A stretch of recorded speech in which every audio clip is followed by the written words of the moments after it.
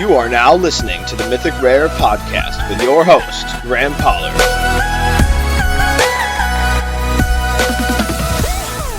All right, welcome back to the Mythic Rare Podcast. This is episode 4, and this week we are very happy to welcome a very special guest to the program. You know him, you love him. It's Merchant. Merchant, how's everything going in the UK? Yeah, it's good. Well, in the UK, it's going, but I'm good. Yeah, I'm good. That's good. Yeah. So, well, you've had a ton going on recently, haven't you? So you just got back from Cambodia for a couple weeks, and then you also just moved into a new apartment, and then your computer crapped out on you. It sounds like. Yeah, but, I got a kitten as well. So. And you got a kitten, yeah. It's been a relaxing couple of months. Hopefully the kitten can relax you a little bit from the computer madness. Yeah, she's lovely, but she's a handful as well. But yeah, it's been a very busy couple of months, and obviously Eldraine was in the middle of all that, and Classic WoW, which is a game that I'm very passionate about. So yeah, it's been lots to do over the last couple of months. Just starting to quiet down now, which is nice. Yeah, that's good. So yeah, I was gonna say hopefully things are settling down. How's so I never got into Classic WoW, but a lot of my friends, I've never seen people more excited for that game. So have you been posting that on your second channel, and how have you been liking it so far? No, I've been playing it. So I was actually going to stream it a lot, but I've been playing it privately just because it's good to have things that you do privately, I guess. Right. But I did make a guild full of like my viewers and stuff, which is really fun. We have good chats in there, but yeah, I've just been mostly playing it privately. I think the reason a lot of people are excited is WoW in those days, it was like our teenage escapes for a lot of people. So right. I think it's quite a special game. So yeah, I just decided to play it, just relax with my friends and stuff, which is nice. Yeah, that's good, definitely, for sure. And so you were in Cambodia for like 2 weeks, right? Yeah, a bit over 2 weeks. Yeah, that's really cool. I've never been over to Asia either. I know I heard you mention that it was your first time. Yeah, it was my first time over in Asia. My girlfriend Lisa, who I've been with for many years, actually grew up in Cambodia. And so we went back to where she used to live, which is the capital, Phnom Penh. And yeah, it was really amazing because it was kind of nice because we actually got to go and do sort of normal stuff there because obviously she lived there for 10 years. She knows it pretty well. But yeah, it's an unbelievably beautiful country. And the people are so nice as well. Like, nicest people in the world in Cambodia. Yeah, I bet. It's amazing. How was the food there? Yeah, really, really good. It's a lot of Southeast Asian food, of course, but they do have their own culinary stuff. A lot of it, which is like so one thing that's interesting is you imagine Southeast Asian food and you really imagine, a lot of spice, right? Like a lot of spicy food. But actually in Cambodia, they prefer like pepper, like black pepper, to flavor their food. So if you like pepper, which I do, it's really good. If you didn't like pepper, you might have a rough time with Cambodian food. Because a lot of it is very heavily... Well, yeah, they make like some of the most famous pepper in the world in a region in Cambodia. And so they use that a lot. And if you like pepper, it's great. Were you able to smuggle some Cambodian pepper back to England? Yeah, I did bring some back with me. That's cool. Yeah, you're going to be flavoring your apartment, the food you're making in your apartment, like, at a whole nother level for... Exactly. That's cool. Yeah. Do they have elephants in Cambodia too? Yeah, they do. I actually, one thing that I did while I was over there was, Lisa and I are both really passionate about animals, and I donated to basically like an anti-poaching organization there. Yeah. They're actually kind of badass. They're not just like a sanctuary. They're like an anti-poaching team, and they have like permission from the government to enforce their poaching laws. So like these guys, not only do they have amazing animal sanctuaries and rehabilitation centers, but they have like literal SWAT teams that kick down poachers' doors. And I met a group of tigers when I was there as well. So they offered to take us on a private tour because I donated. And so obviously we went. It was incredible. But I met a group of tigers there, and they told me the story that basically, like the team had gone in, and kicked this dude's door down and found that it was a couple of poachers living in a small house in Phnom Penh, so right in the middle of the city. And they had 7 tigers in a like 2-bed house with them. And I was like, what was that like on the inside? Yeah. I just don't think you can imagine.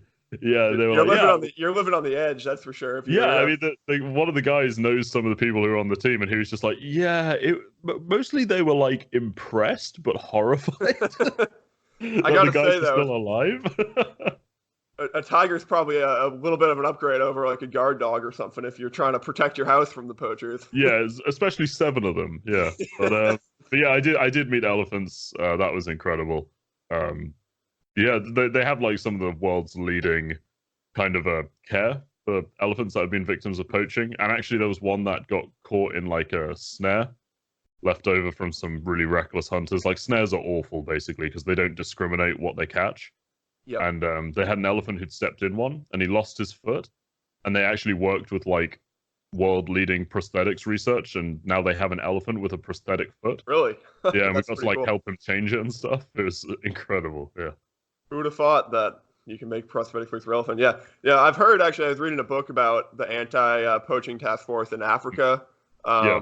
because this book in particular was about the gorillas in like Rwanda, how there's Oh, like okay. 100 mountain gorillas left or something. Yeah. And these anti-poachers are legit. They're like armed to the tooth. Oh yeah, they And do not fuck they're around. not messing around. Yeah, exactly. Yeah. Yeah, so These that's dudes cool. were like, yeah, SWAT armor and AKs, basically. They didn't fuck around. Yeah. You don't see that over in the United States, I can tell you that right now. You get your PETA people who are like that on Twitter, but I mean, yeah, in the UK, you couldn't really do that. I mean, you'd be just smuggling badges or something. So, it's not really as impressive. that's funny. And then, so you said your apartment's on like the 35th floor of a skyscraper. Did I hear that right? Yeah. It's wow, you've done your research. Yeah. Yes, it is on the 30th floor. It is very, very high up, which is cool because I've always kind of wanted to have like a nice view. I'm just a large child who likes looking out the window. Yep. So yeah, it's beautiful. It's in Manchester as well. We moved up here. I'm originally from the northeast. Lisa was born in the south though, so we moved up to the northwest. And yeah, it's really nice being back in the north. People are just friendly here. There's Yeah. a big like north-south divide in England. A lot of people don't imagine that because England's quite small, but it's a very different culture in the north and the south. And I prefer northern culture just because it's my family and what I grew up in. Right. Is there different accents between the north and Yeah, the south? absolutely. Yeah. Do you know like like Manchester's quite famous for bands, and it has a very strong accent. Yep. So do you know like Oasis? Yep, of course. So they're from Manchester. Okay. So Gotcha. that accent is the Manchester accent. Okay. It's pretty fierce. Yeah. Yeah. Yeah, I know, because it's something like in the United States, obviously you have a ton of different accents, but Yeah. I don't think people over here realize that it's the same in like England, even though England's pretty small in comparison. Yeah. It's a crazy one. Like you can so like I say, I'm in Manchester. You can get the train for like 40 minutes or an hour or so. About 40 minutes actually. You can be in Liverpool, which Yep. is another city on the coast. And they have a completely different accent. It's really crazy. And where I'm originally from, so I've lost my accent now because I lived down south for a lot of years. But I'm originally from like a city called Sunderland, which is right by Newcastle. Okay. And they have different accents, and they're like 30 minutes apart. It's Gotcha. Yeah, it's amazing. Like it's really cool when Americans come over and they're like, yeah, I drove to this other town to go see this, and I couldn't understand people. So yeah, don't worry, we have that as well. That's pretty funny. So I have to ask you this, and I'm not sure if you followed this or not, but this was a huge story I saw yesterday happening over there that I didn't totally understand. But have you been following this soccer drama between? Oh my god, yeah. Colin Rooney and Yep. Whatever Jamie Vardy's wife's called, Rebecca Vardy, I think. Yeah, that is like the craziest Twitter funny. beatdown I've ever seen. Yeah, but people now think that basically somebody else had third-party access to Rebecca Vardy's account. Okay. It wasn't actually. But yeah, I don't actually follow UK football that much, so I'm a massive NFL fan. Weirdly enough, I watch like multiple NFL games every week, and yeah, I don't really follow UK football too much, which is kind of blasphemy living in Manchester. But Yeah, Manchester City and United. oh yeah, I live fairly near Old Trafford as well, which is United. So Right. on game days, oh yeah, That's pretty wild. hear them. Yeah, so I know you're a Seahawks fan. A lot of people don't know this, but I'm actually a Patriots fan. So, of course, we all remember the Super Bowl from a few years ago. Yeah, we do. But I have to say, Russell Wilson has got to be having an MVP. He's got to be in the MVP conversation this year. Yeah, I mean, it's an interesting one, right? Because like the Seahawks aren't as big of a brand as a lot of other teams. Mm-hmm. So I mean, every team thinks this, right? Every team thinks they get overlooked, but legitimately, Russell Wilson does get a bit overlooked by like the media. Yep. A good example is Kyler Murray, who's basically little Russell Wilson. And like I've heard commentators like, we've never seen anything like this before. It's like, well, actually, the Seahawks played on Thursday, and like he did it then better. So yeah, no. But yeah, I don't think Kyler Murray is. I think he's going to be a little overrated personally. But Russell's been doing it for what 5 or 6 years now, maybe even longer. 6 years, so 6 years. Yep. It's yeah, Russ is like Russ is he's a phenomenal talent. Like one day we'll get to see him behind a reasonable offensive line, and it's going to be beautiful. But yeah, Patriots fan, eh? I mean, the Pats are just stomping this year, right? I mean, I think we're killing it, but we haven't played anyone good yet. I mean, we played the Bills, who were undefeated, and we didn't look very good in that game. Like a super underrated team. I actually like the Bills a lot. I have a lot of time for the Bills. They're super underrated. Like they're probably the most overlooked team in football. Yeah, I agree. I'm a big Josh Allen guy for some reason. But so we beat them. But other than that, I'm pretty sure the other teams that we played are combined like 0-12 right now. That's always been like Patriots' blessing, right? Like, well, yeah, we happen to get 6 games a year against the division, who has never been good in the 20 years. It really is amazing. To play the Jets and the Dolphins twice a year. Yeah, especially this year. That's even. But like me and I was arguing with my coworker yesterday about which team was going to get more wins this year, the Jets or the Dolphins, and they both, if they didn't play each other, they both might get 0. It's like so. I think the Jets can squeak a win. I don't know who they're against actually. I don't know their schedule, but I'd say the Jets are bad, but they're a tier above the Dolphins, right? Like the Dolphins, that's what we agreed upon. But they're both the Dolphins are the worst of the worst, I think. Yeah, I mean they've got like a legitimate crisis at this point. Are you able to find enough NFL fans over there to get a fantasy football league going? Yeah, I play with some American guys as well. So for instance, you might know like Trudon. Yeah. Like, yeah, I play fantasy with him like every season. Okay, nice. Yeah, just a bunch of other people from the community, and also I have another group I play with who's people I know from when I worked on RuneScape. Yeah, I play some stuff with them as well. So, wait, you worked on RuneScape? Yeah. I worked at Jagex. So that was my first job in the games industry. I worked at Jagex for about 2 years or so.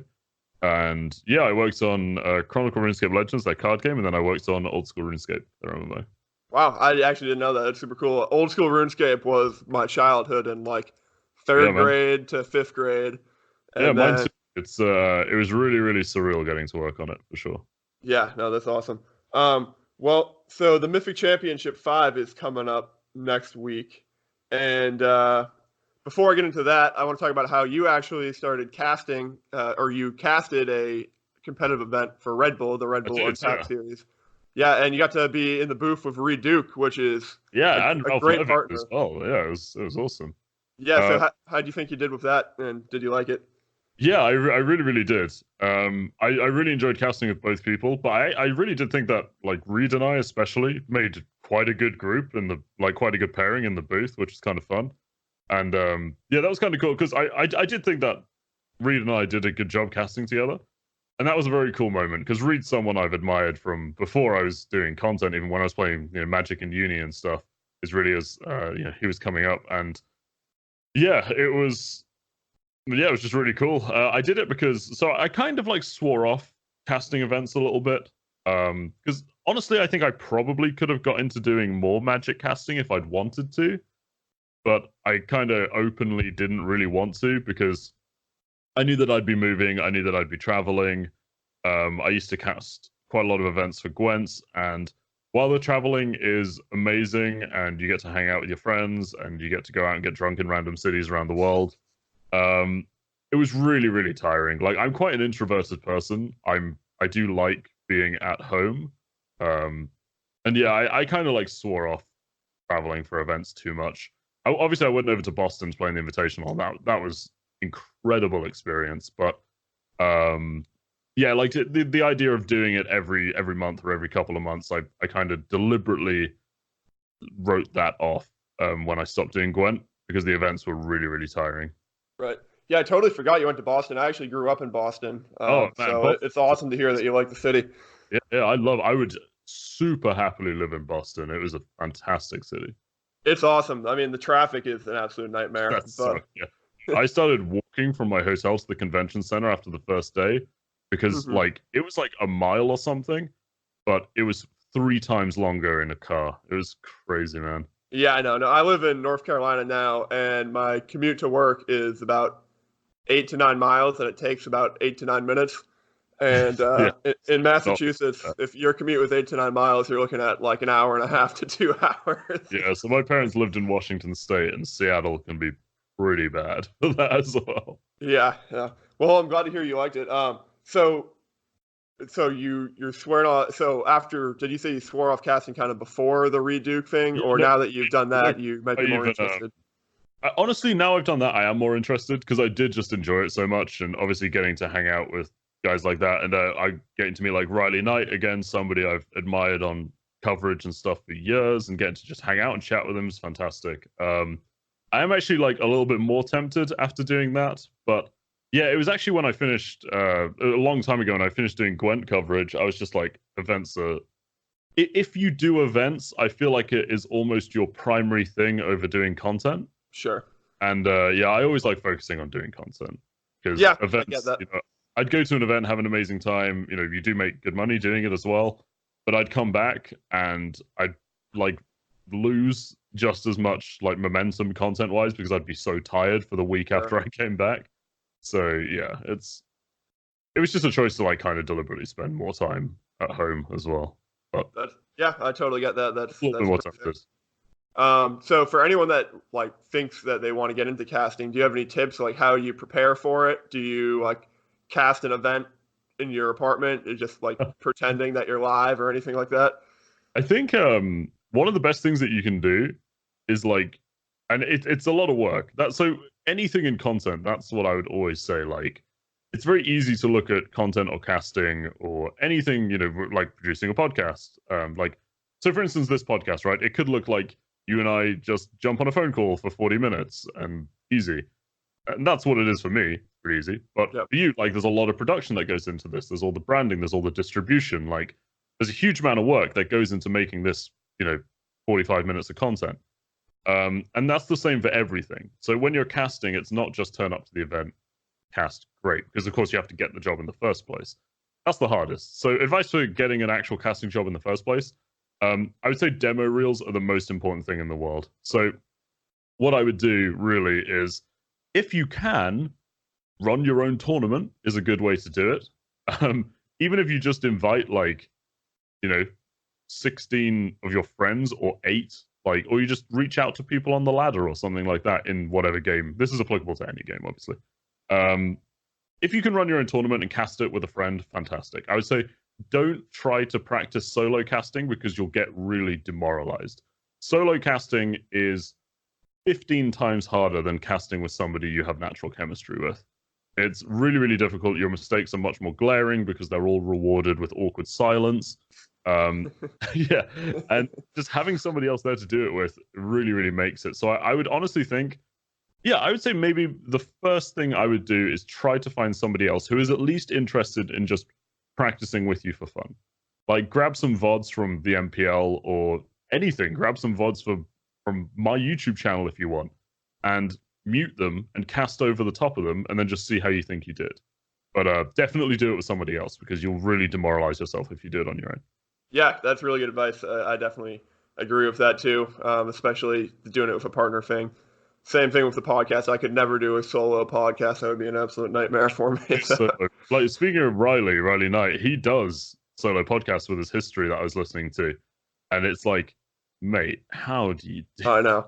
Yeah, I know some people that, so my background is I used to have a radio show that was more of a sports radio show, but it was live radio. And then I transitioned over to doing Magic. But I remember one time my co-host, I went to go to the bathroom, so I was alone in the studio for literally 2 minutes. And that was the worst 2 minutes of my professional career, probably, in terms of quality of content. But there's some some people, there's two people on the radio station that do 2 hours a day solo, and it sounds like really good. I gotta respect people like that. I don't know how to do it. It's wild. Like, I guess that's kind of what my content is like, but it took a lot of time and a lot of videos to be comfortable, because my content is very much so entertainment focused, right? Like, Yep. I'm not a pro player. I do play very differently offline to how I do on video, but that's because on video I'm talking the whole time and trying to be entertaining, which is like that's like 100% effort thing in itself. Right. So it takes a huge amount of time to get to the point where you can comfortably talk to yourself while you do things. I get comments on that actually. It's like, how do you think of things to say relentlessly? It's like, I really don't know. It's just like turning on a tap at this point. I just say random just balls while I play. But yeah, like, just don't be disheartened if you don't flow naturally in the beginning, because I think another important bit of advice is, like, you don't, and this applies to everything really, don't judge yourself on somebody else's prowess, right? So like this is something that I struggle with a lot actually. I'm bad at taking my own advice right now, because so I'm beginning to learn art, and I really mean beginning to learn. I used to draw a lot when I was a teenager, but I've just started like seriously making an effort to try and actually improve as an artist, or even get fundamentals as an artist is more accurate.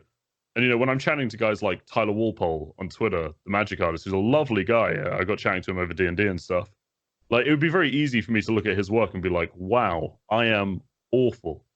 Which, like, relatively, yes, but Tyler's a professional artist who's been doing it for years and years, right? You have to judge yourself by the progress that you make. Like, don't start a podcast and be upset if it doesn't, I was going to say flow as naturally as Joe Rogan's, but Joe Rogan's podcast is actually awful, so... I honestly kind of agree. I don't like... I think some of them are good. A lot of it. I enjoy a lot of it, but, like, as a podcast, it's not a good example. Right. You know what I mean, right? Like, don't be surprised if you don't immediately flow, or if you don't immediately do something to an incredibly professional standard, because what you should be happy is if you spoke more fluently or more eloquently or were more entertaining than the last podcast you did. So, yeah, always just judge by your own progress. Don't compare yourself to others, because it's just a way to, again, just demotivate yourself. Yep, I got 2 words for you, Merchant. Compare and despair. You gotta... Yeah, exactly. That's it, yeah. Yep, you just gotta keep improving yourself and not compare yourself to other people. But anyways, I'll move on to more of the Magic topics, I guess, because we do have the Mythic Championship coming up. And I'm going to put you on the spot here, Merchant. If you had to predict the deck that's going to win the Mythic Championship, what is your prediction? I think this is the least on-the-spot time that you could ever ask that question. Yeah, it's kind of an obvious answer, but... Say Golos Fields. Do you know what, though? I think there is a possibility that somebody could, like, super high roll with, like, Selesnya Adventures. I think that's a good deck. I do think it needs to draw very nicely, but... Because I think Barrett has been doing really well with Selesnya Adventures.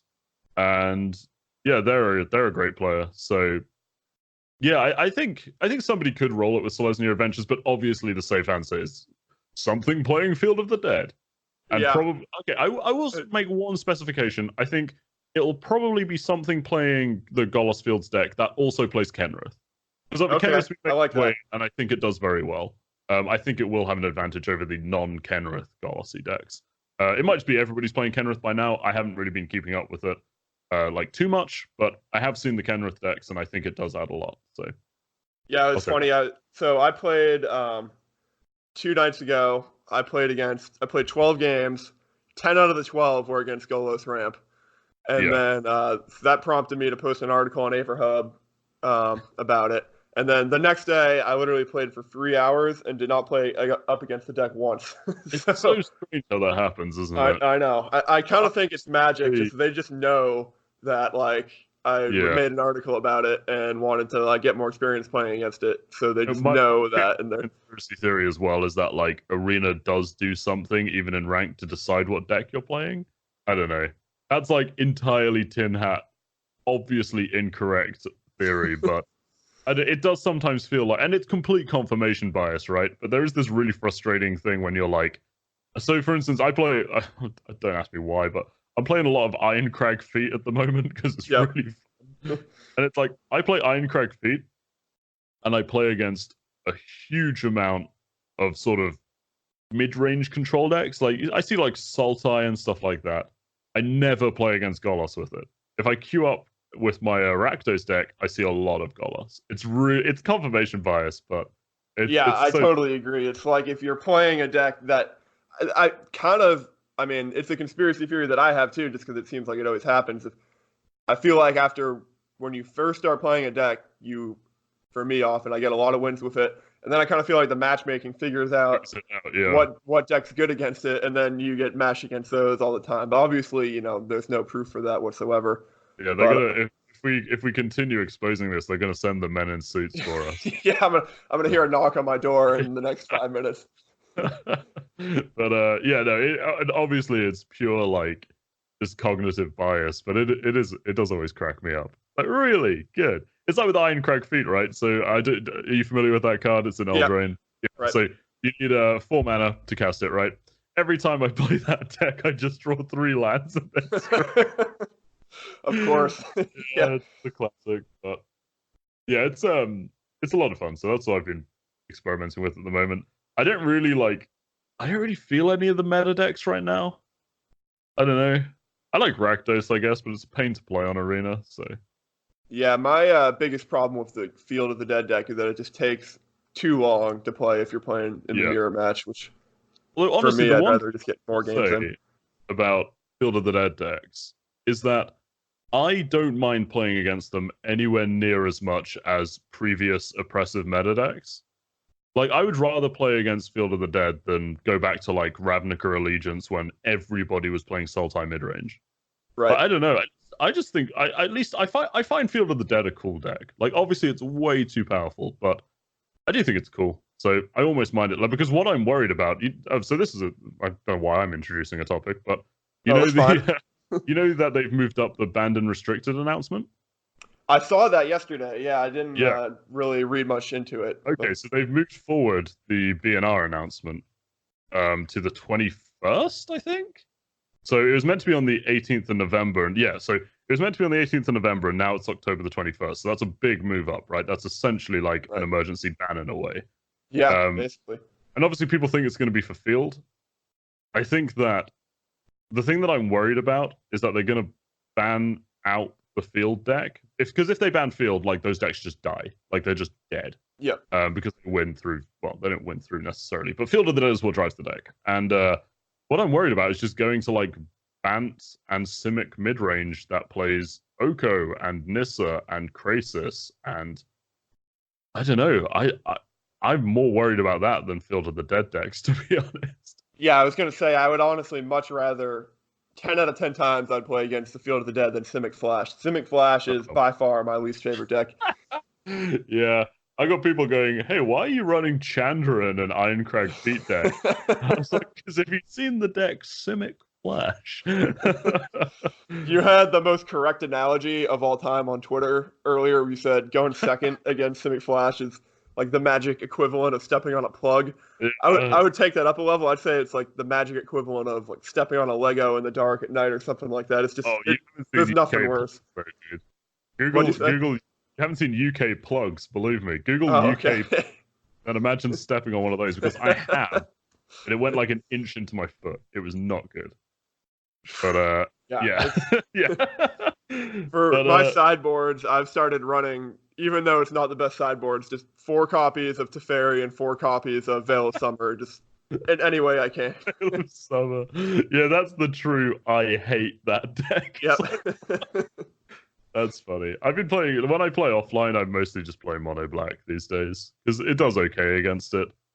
You have to go first, obviously, like every game against that deck. But you have a lot of ways of getting rid of because I actually find with Simic Flash, the card that truly kills me is Brineborn Cutthroat. Right. Because I feel like if they get that down early enough, you're done. Like, so yeah, I've been like, one of the cards I like against it in mono black is I just play them at their own game, and I just play Blacklands Paragons into blocking, which tends to work quite well. Yeah, I've been playing Orzhov Knights with that card in it, which has been pretty fun too. It's a real fun card to play. Speaking of decks that aren't terrible, though, we actually did a segment on your Krenko Mace of the Valiant deck in our last podcast. That is just, if you get that off, that's got to be the memeiest deck I've ever seen. I love it. Oh man, who was your guest last time? Was it MTG Chat? Did you say? So we do 2 episodes a week of the podcast, and one episode is me and my former co-host when we did radio together. Oh, cool. Then, one episode is trying to be with a content creator like you. So, so that episode where we talked about your Mace of the Valiant deck is actually, it's not out yet. It's getting posted probably right after this interview. So definitely check that out if you came in to listen to Merchant. I am terrified as to what you say about that deck because, it's one of those decks where like 5% of the time it works every time. But it's when it works, it's an amazing meme. Yeah. With it's just I don't know. Mace of the Valiant is like a powerful card. It's just a powerful card that's it's very a little hard slow, to which is the only problem. But when you combine it with Krenko and you create like a gazillion goblin tokens, and none of them are wearing pants too, which is pretty funny. Yeah, exactly. It's just the day I realized that I feel like my life changed. That the Krenko tokens don't have pants on. Yeah, I know. Because when we were talking about that, my co-host, I don't think he realized that, and he was like, for some reason, he brought up like cosplaying as Krenko and then having like showing up into a gaming store with like a ton of your friends dressed up as the mini goblin guys. And I was like, yeah, make sure they're wearing pants though when they do that.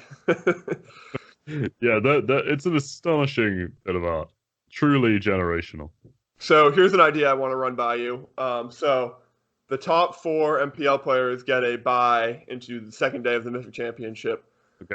But we think that that's not enough. So we're proposing the top 4 players, in addition to getting a bye, they get a WWE-style ring walkout into... Oh my god, yes. Do you know what? This is something that I fantasize about all the time. Because I really like wrestling. I don't watch it so much. Like I watch AEW a bit at the moment, but so I've been really, really into wrestling at certain phases of my life, and I could not support that more. Good. I'm just we have an advocate about doing CM Punk's entrance at any event that would allow me to. Yeah, the one we proposed was because Field of the Dead, or one of the ones we proposed because Field of the Dead is so popular that you do the Undertaker's intro where you just come out of a coffin. And and then you just like the lights turn off, a coffin goes out in the middle of the stage, and then like whoever the player is just slowly rises out of the coffin and walks over to his chair. It's giving you the mental edge before your match even starts too. It's intimidating the opponent. It's the mind games. That's what's important. 100%. So yeah, I'm glad Wizards, if you're listening to this, get on it. I know it's a little short notice for. Do you know what though? Genuinely, I wish there was a bit more pageantry like that. Maybe it's just me being a massive child, but I just think it's just really fun, and it gives people so much more of a personality. Yeah, like, I wish WWE lengths, but I wish there was a bit more like showmanship, you know. I wish they had like storylines going where they created like a rivalry between 2 guys and stuff like that, and there's like a rivalry match where you could either pretend or not pretend that the guys like hated each other going into it, just to raise the stakes, or maybe you have someone like flip the table over. That'd be amazing. Just RKO someone through the desk after you lose. Yeah, that's why we should be the commissioners for the MPL. No, I'm just kidding. I'll be the William Regal of the MPL. That'd be perfect. Yeah, so that's good. So, of all the decks that you've made and posted to YouTube, which one do you think has been your favorite to play so far? Wow, I've posted. How many decks have I posted? It's probably been a lot, over. So it's not an easy 200 or question. 300 at this point. Or sorry, I should say of Throne of Eldraine. Of Eldraine. Okay. Oh, that's a good question. I mean, Abzan Wolves is really, really fun. I really like Abzan. I always just find a lot of fun playing in the Abzan colors. So, Abzan Wolves is probably the one that I was really happy with because I didn't see anybody playing Wolves before I did. I'm sure people had. I don't really watch that much Magic content. So that one was really cool because it really felt like something that I just threw together in the early access event, and it turned out being fairly good. I would say my favorite deck though is that's so hard. Maybe maybe it is the stupid Krenko deck. It's so dumb, but it is really fun. I got to say, you kind of accidentally discovered that Wicked Wolf is a really good card. I know. Yeah, that was weird. Like you totally just did it because it was a wolf, and then it ended up just being a workhorse in all your games, and now like a lot of people are playing it. Yeah, it really did. I put it in there because, like you say, it was a wolf, and I didn't want to play. Oh, what's it called? Scala Wolf, the Planeswalker deck Vivian card. I was like, I want more wolves that do stuff. This is a wolf. Oh, it kind of has a cool ability, and then it just ended up being a block. Well, so to be fair, like the environment was good for it to do that. So, like what I mean by that is basically there was a lot of aggro, right? Because it's the beginning of standard, so you always get a lot of aggro decks pumped out. Right. And Wicked Wolf is amazing against aggro decks, and so Savvy Hunter as well, because you have food generation and you have this indestructible blocker. So yeah, it just shut out so much of my opponent's pressure, and it just did really, really well. One thing that I haven't explored yet is Grixis in Throne of Eldraine. I think that's probably what I'm most excited to do.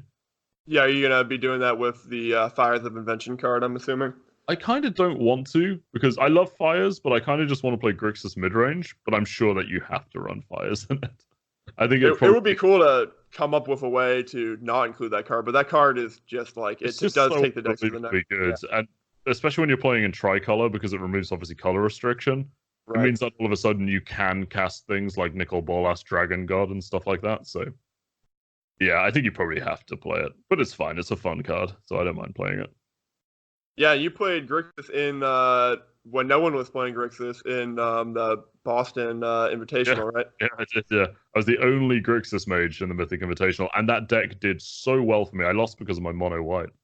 Yeah, that's good. I wish more people would do that. I mean, I understand that you're not going to do that when you've got like legitimate money on the line, but I always find I'm rooting for the guy with like the not necessarily jank deck, but the less common deck in there. Yeah, I mean, it really did get the jump on a lot of people as well, because a lot of people were playing mono white and mono red, both of which it can do quite well against. Mono red was a little bit harder because of the burn, but against mono white, it has a really, really good matchup. And it did really well. Do you want to know why I initially decided to take Grixis midrange when I knew no one else would? Why? It's because I asked my friend Craig, who I make videos with and I play D&D with. I talk to him like most days. And I asked him, I was like, Craig, all right, I'm playing in this Mythic Invitational. What should I play? And he said, I don't care as long as it's got Angrath in it. Which is why in my Grixis midrange deck there was an Angrath. I like it. I use a little bit actually, and he did really well. I miss Angrath a lot. I'm sad that card rotated. Yeah, he rotated out. That was a fun card that didn't really get that much play, unfortunately. But I like the voice acting on that one. Brawl. I think Angrath in Brawl would have been so much fun. And yeah, Angrath's voice acting is amazing. Yeah, I totally agree. Yeah, so okay, I gotta ask, transitioning out of that because it seems like a lot of people are interested in this. So what was the catalyst that kind of got you into streaming, got you into Magic, and how have you been able to build the channel into the success story that it is now? Yeah, I mean that's okay. I'll start from the beginning, I guess. I got into streaming because I used to work at Jagex, and I worked on a card game because part of my application. So I joined Jagex initially as an intern. I ended up getting hired out of that internship, but basically what I said on my CV was literally under my like hobbies and interests. At that point, I was playing a lot of Hearthstone, basically, and I finished top 100 Legend a couple of times. So I thought, oh, that's relevant to a gaming company. So in my hobbies, I put, I play a lot of Hearthstone. I played Magic as well. I played Magic just for like the university gang at that point, basically. But I was like, I really enjoy card games. I've played them for a while, and yeah, I was meant to work on RuneScape 3. And they rang me up and they said, "Hey, would you like to work on our card game instead?" And I've always, like I say, I've always really enjoyed card games. So I was like, "Oh yeah, sure." I was playing a lot of poker at that point as well. I was like, "Yeah, definitely. That sounds great." So I was working on that. Internship ended. I ended up just getting hired. I didn't even have a day off between. And nice. They basically got to the point where they were like, "Oh, you kind of follow like competitive gaming and stuff. You want to have a little bit of involvement in. This is how I eventually pivoted into doing community management from doing the dev stuff. Do you want to like just help out with that? I was like, yeah, sure. So I ended up getting a bit known to the players, and I just started streaming purely kind of for fun and to talk to the player base, because I found that if we interacted with them as a company, we got very sterile answers, or we got the complete opposite. We got like, fix this, you know? Right. But I found that when I was streaming and I was just talking to them on a more personal level, because I'm not really a very professional person. Like, I'm not one for, you know, professionalism. Yeah. I just like talking to people. So when I streamed and I talked to them as a person, I just found that I got way more good feedback on the game. And like, instead of, you know, some of the top players just being frustrated and saying, oh, fix this card, I could actually go, oh, well, what don't you like about it? And they'd explain, and, you know, sometimes it was nonsense, sometimes it was very useful. And yeah, so I just kind of got into streaming through doing that, really, and just as a way to interact with the community of the game that I was working on. Through doing that, obviously, because watching one of the devs play, it's like when Chris Clay used to stream Magic, you know, people are very interested. They want to ask a lot of questions, blah, blah, blah. I really, really enjoyed it. But it sort of got to the point where the game started dying down a little bit, started essentially dying. And I was like, oh, I don't really want to stop streaming because I really enjoy it. And, you know, I built up a lot of regular viewers from that. And I sort of stopped streaming and stopped posting videos for a while. And people just started saying, like, stream anything, like stream another card game or something. So I was like, yeah, all right, sure. So I streamed some Elder Scrolls Legends, actually, which is a great game, by the way. I'm really a fan of that card game. I think it deserves more success than it's had. I think it's a very good card game. I've always enjoyed it every time I've played it. And yeah, I just did that for a little bit. That was really successful. Then I got into Gwent, and at that point it started really taking off. And I think it wasn't too long into Gwent when I hit like 10k subscribers, which I think is like the really big milestone that you look towards when you start doing YouTube and streaming and stuff. But yeah, that's how I got into it. What were the other parts of that question? Oh, how did I get into Magic? Yeah, Magic was a weird one for me. So a lot of the time through doing those other card games, it was always kind of this weird thing of like, I wish there was a way to do this in Magic, because things that I get frustrated at in other card games weren't a problem. And Magic has its own problems, don't get me wrong, land system. But, you know, there was just this thing of, I wish that there was a way to do this for Magic. And then Arena became a thing. I got invited to, I think it was like the alpha at that point. Did you play in early Arena? I did not play an alpha, but I got in like right after that, pretty much. Maybe it was closed beta. It was one of the it was like the second invite wave they did, I think. But it was back when you were just the Raptor playing against the Skeleton, if you remember that. Which might be alpha, by the sounds of it. But yeah, anyway, I played very early in Arena, and that was under NDA at that point. And I just kind of realized, like, oh wow, this is gonna be a thing. Like, don't get me wrong, it doesn't replace all the functionality of it, but to a new Magic player, Arena is very much so the new MTGO. That's not saying MTGO is obsolete. I still use MTGO privately, but I will say to a new player, it is the digital way of playing Magic, right? And probably the way that the most new people come into the game right now. So yeah, I was just kind of like, oh wow, I can actually do content for Magic. And immediately at that point, I kind of tunnel vision, because I just have a lot of respect for the game, even when I'm frustrated with it. It's a weird one, because it's not the type of game that I get frustrated with, and that makes me bored and I stop playing. I still kind of love the game even when I'm frustrated at it, so I kind of knew that it was more of a long-term thing that I'd be happy doing. So yeah, I just kind of took the jump, really, and posted some really bad deck guides for the beginning of the closed beta when the NDA dropped. I think my first ever video was Mono White Knights aggro, I think. And it was just basically like, hey, History of Benalia is a good card. Yeah. But yeah, that's just how I got into it. And yeah, I've just been really lucky to build a community around it. And yeah, I've always just kept my content very like, let's just enjoy the game focused. So yeah, I definitely appreciate that tenacity to keep grinding out videos all this time later. And I think it's pretty cool to see how your channel has grown. What's the origin of the name Merchant? Where did that come from? So Merchant's a weird one. Basically, I used to play under a different name. And I used to play, are you familiar with Counter-Strike? I've never played it, but I am familiar with it, yeah. So a large part of high-level Counter-Strike, I used to play a lot. like a lot. And a large part of high-level Counter-Strike is communication. And one of my friends who I played with had a very similar sounding name to me. Just a guy that I met on Counter-Strike, and we played together for a while. Yep. He had a very similar sounding username to mine, to my old one. And so I said, oh, don't worry, I'll just change it for a bit. And at the time, I was playing through Resident Evil 4 again, which has the merchant in it. Have you played Resident Evil 4? A little bit, yeah. Okay, so he's the dude in the trench coat. He's like, right. What I know what you're boy? talking about. And so I was playing through that again. And yeah, I just kind of went, oh, whatever. And I just changed my name in game to merchant. And yeah, it just never got changed back, basically. It just stayed that way. So that's what merchant comes. Just because I was playing Resident Evil 4, which, by the way, anybody listening, if you haven't played Resident Evil 4, it really is one of the best games of all time. So you should. Very fun game. Should play it. It's an incredible game. I think you can even get like PS4 and stuff now. I think. Obviously, I played on PS2, but Resident Evil 4. You log on to that, and then took the name, and the rest is history. It sounds like. Yeah, pretty much. Yeah. I was like, all I right. need it right now. Merchant's funny. Yeah. So before we let you go, Merchant, I'm wondering if you can give us a sneak peek at any decks you're working on, and maybe something we can expect on the channel coming up soon.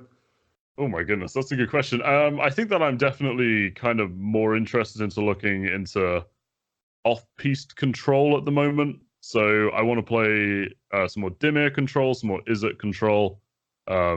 I really like playing cards like Cavalier of Gales. I want to play some Brazen Borrower as well, which I think is probably best in Izzet or Jeskai. But yeah, just some more casting big spells that I shouldn't at my opponent, really.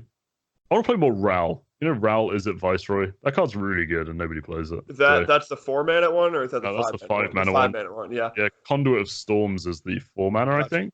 Yeah, the ultimate on the 5-mana one is like basically a game winner if you get it off. Yeah, it is. Yeah. I actually made a deck once that was like that Flux Channeler proliferate card just to try to ultimate the 5-mana Raw. And when it works, it's like you basically win that turn, which is pretty cool. Yeah, I think there's like a really good top end you can do in Izzet for best of one specifically. I think if you run like a couple of Rals and a couple of Chandras, Ral gives you a really good matchup against aggro, and Chandra gives you a really good matchup against aggro and control. So I think if you make like an Izzet control deck going up to those two, it's probably quite good. So that's probably what I'm going to try next. Great. Well, Merchant, I really appreciate you coming on. We'll let you go. If you're not following Merchant already, you can first of all get out from under the rock and do it. Check him out on YouTube, Twitch. Check out the second channel, and we definitely appreciate you coming on. Well, thank you so much for having me. It's been a lot of fun.